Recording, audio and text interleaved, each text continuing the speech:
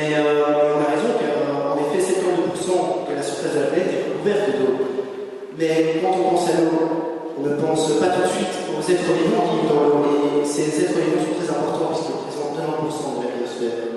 Et comment se porte-t-elle cette biosphère? Eh bien, elle se dégrade.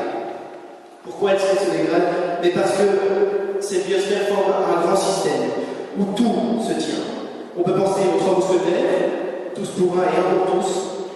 Si une espèce disparaît, cela nuit tout de suite aux autres espèces de poissons.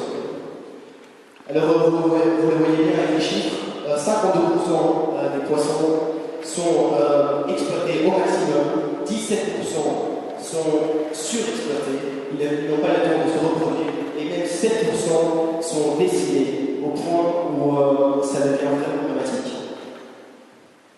Alors, ce phénomène est dû à la surpêche, donc à la pêche industrielle. Et sur 3,5 millions de bateaux de pêche, seulement 1% sont équipés de radars, de sonars, et ce 1% assure 50% des friches mondiales, donc il assure l'ensemble de l'écosystème marin. Mais ce n'est pas tout, donc on a un autre facteur, le changement climatique. Donc il se traduit par la modification des températures des eaux et une modification des courants. Et ceci a un impact sur les eaux froides qui sont en fait les eaux les plus poissonneuses et les plus productrices. On a encore un autre facteur, donc les espèces invasives. Lors du commerce maritime mondialisé, les bateaux alourdissent leur cale au maximum. Donc ces eaux peuvent contenir un écosystème entier. Et une fois arrivées à destination, une fois l'eau rejetée, certaines espèces s'habituent tellement bien qu'ils deviennent envahissants. La pollution participe également à la perturbation de ces écosystèmes. Il y a le rejet de déchets, mais il y a aussi des filets que les pêcheurs laissent dériver dans les océans et qui finissent par tuer toutes sortes de poissons de manière inutile.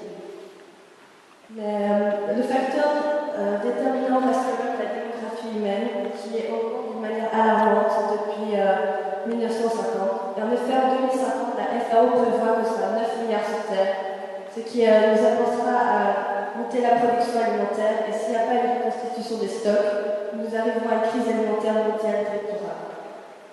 Mais l'extraordinaire augmentation de la population, il faudra aussi monter les stocks. L'augmentation des tonnages des prises. Et comme on voit, en 1950, on était à 20 millions. Et on ne peut plus augmenter ainsi si on arrivera à 20 millions comme à l'instant et on arrivera à une question. Mais comme nous sommes insaciables, nous en voulons toujours plus et nous finissons par nous en prendre au plus petit. Ce qui engendre une diminution de la taille moyenne, du poids moyen et de l'âge moyen des espèces. Donc nous consommons des espèces toujours plus petites sans forcément en avoir conscience. Alors, par conséquent, eh bien, il y a de moins en moins de vrais reproducteurs. Cela est dû au fait que les poissons que nous consommons, leur taille ne correspond pas à leur taille de maturité sexuelle. Comme on peut le voir sur ce schéma, la taille minimale de commercialisation n'est pas comme la taille de maturité sexuelle. Alors, aujourd'hui, on a un tonnage maximum qui ne couvre déjà plus le besoin. Donc, fatalement, nous puisons dans les réserves. Et il faut savoir, par exemple, en Europe, on apporte 2 tiers de notre consommation, ce qui veut dire que ce mode de consommation ne serait en aucun cas généralisable sur l'ensemble de notre planète. La question qui se pose fatalement, c'est y a-t-il des solutions? Quelles solutions? Pourrait-on, par exemple, faire recours à la science et imaginer des usines high-tech qui produiraient des ice-fish de synthèse, équipées de Bluetooth et de arêtes entièrement recyclables? Par exemple, pour subvenir à nos besoins de poissons quotidiens. Moi je dis non. Il faut penser à Rousseau. À revenir à l'état de nature. Simplicité. Revenir aux sources.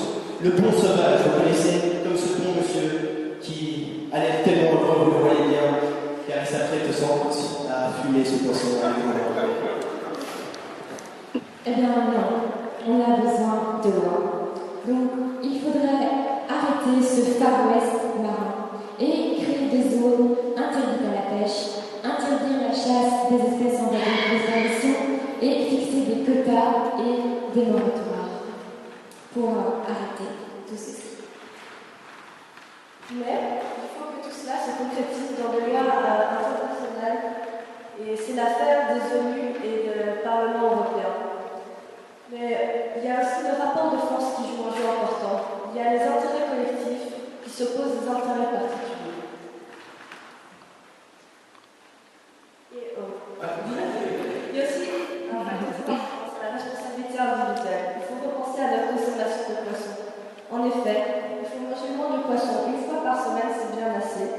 et essayer de ne pas manger les poissons en voie de disparition comme tout le monde sait, la crise avec les thon rouges.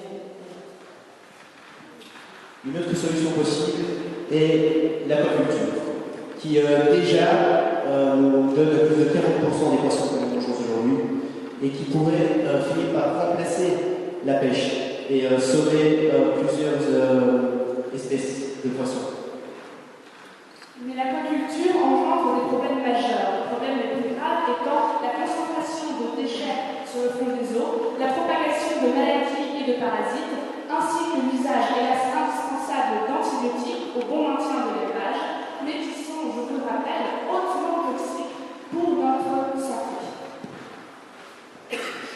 On doit se demander, Dans les mains de qui repose notre planète? L'important pour vous, l'important pour nous, vos enfants, C'est que